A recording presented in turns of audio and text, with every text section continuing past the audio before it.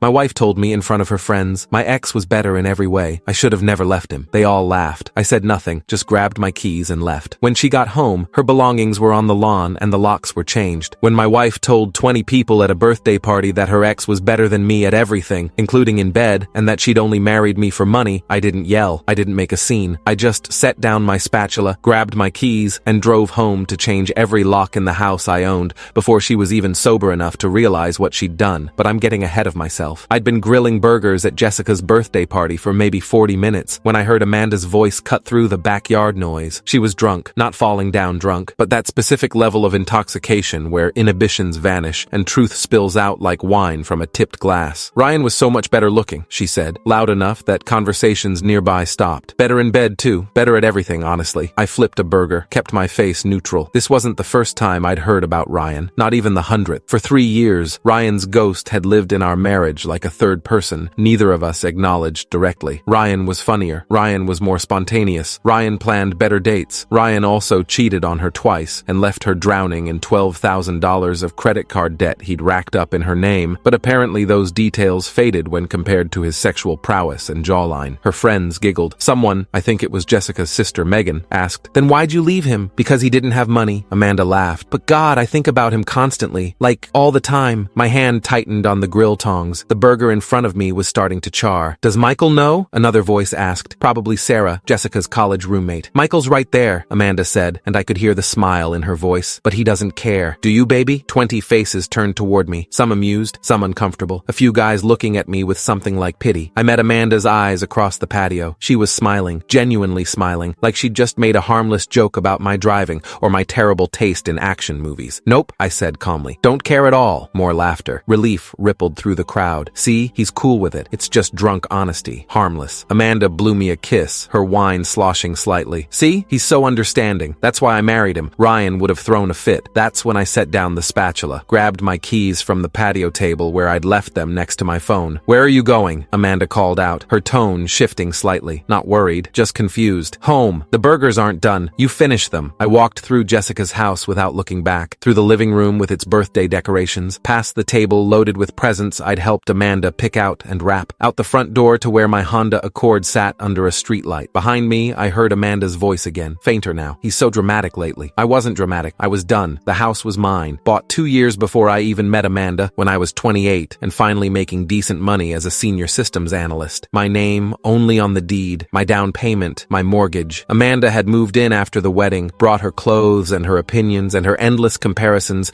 to a man who'd destroyed her credit score and